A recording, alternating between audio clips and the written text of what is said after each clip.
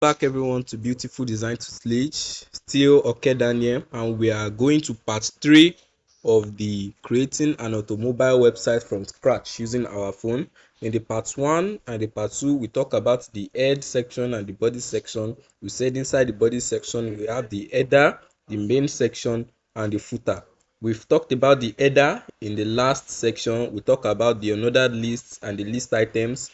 In this part of the video, I'll be creating a main section for my page for Nate Automobile. So how do I do that? Let's get to it. The first thing I'll be doing now is to create an h2 element.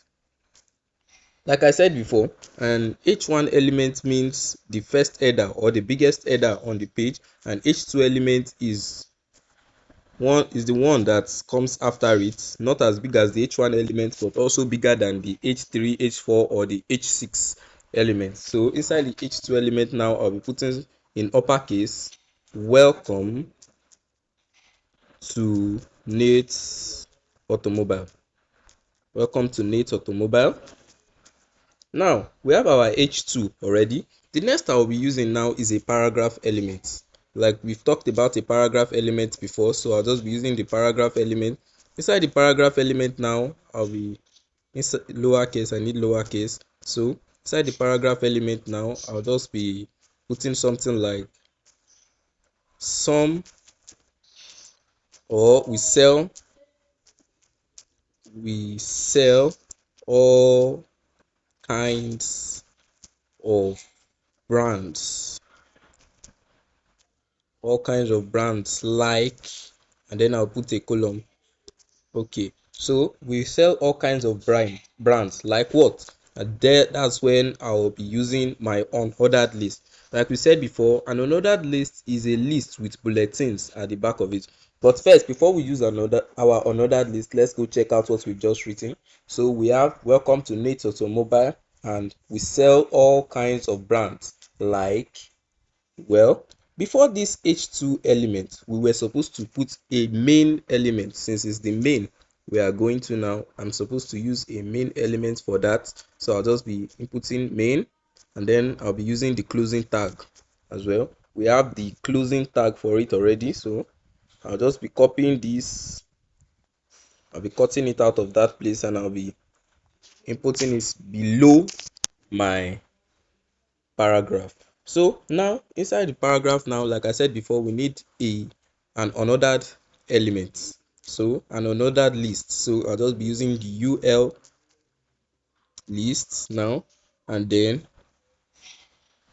inside the unordered list, I'll be taking the list items li. So the unordered list now, I'll be using the li for the list items li. So inside the list items now, I will be mentioning a list of cars. Let's start with the Benz. For us not to continue rewriting it over and over again, I'll just be copying it downward. Maybe into 5 different places. 5. So now we have Rolls Royce here. Rolls Royce. And then inside the third one, I can put something like Audi, also a name of car. Let's say we have Lamborghini here. Lamborghini. And let's not forget Toyota and Toyota. So I'll just be using these 5 names of cars for it. Let's go check it out now. So now can we see we have in a list Benz, Rolls Royce. So now we have the list already on the screen, and we all see the bulletin behind it. The bulletins are behind it. So let's continue. Now I want to put an image, if some pictures of images. I'll just be using 3 pictures of some of the images now. So let's just create 3 pictures of the images. How do we do that? I'll be using the figure tag. The figure tag. So I'll be using the figure tag. One thing you should know that inside the figure tag, we always have images. So let's input our image inside the figure tag. Now I'll be using the image tag. For us to input an image, we need a URL, or let's just say a link to the image. The image would be in another folder inside our main folder. So this folder now that I saved it into is called Nate Automobile. We can see it at the top here, Nate Automobile. And inside the Nate Automobile, I have a folder called Images. So I'll just put something like this: img image, then the source of the image, that's image source, is equals to what? Is equals to, and then I'll be putting a column.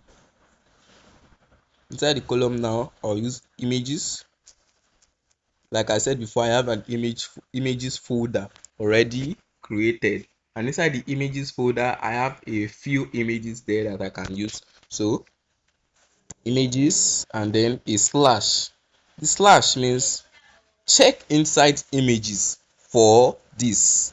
So inside the images now I have Rolls Royce, a Rolls Royce image. Let's just say Rolls Royce dot jpeg. Remember, an image is either saved in jpg, jpeg or png. So I have dot jpeg. Now I'll just be putting a width and an height. It's not really by force to put a width and an height inside the HTML, but it's also very good because it tells the browser to leave a space for that image. We can use our CSS to style the images. We don't need this width and height, but it's really good to put it. So images is equals to width, or width is equals to 300, and height is equals to 200. So now we have our image folder and width. We also have the height, and then we'll be closing the folder now. Let's close using the closing tag. Okay, so now we've put it there. The next thing we need to put now is a fig caption. What is a fig caption? A fig caption is a caption for the image. So below the image we always see a fig caption. So we'll be using something like this: fig caption, fig caption, and then I'll be closing it. It will automatically generate the closing tag for me. So I'll just be putting an image of a Rolls Royce, and then for me not to continue repeating the same thing over and over again. Oh, this figure would have to come down. The figure can't stay there, so I'll just cut it out and it will come below this. So we have the figure here. Now we can copy all of this and just duplicate it downward, because I don't have to start rewriting it over and over again. Let's just duplicate it into 3 places. Here I'm using the Benz, a picture of a Benz, and here instead of JPEG I have the image saved in JPG. So here now is Toyota, and also I have the image of this also saved in JPG. Okay, so this is nice. We have the Toyota, the Rolls Royce, and the Benz already. Now, okay, we need to change this as well to an image of a Toyota. Here we have an image of a Benz.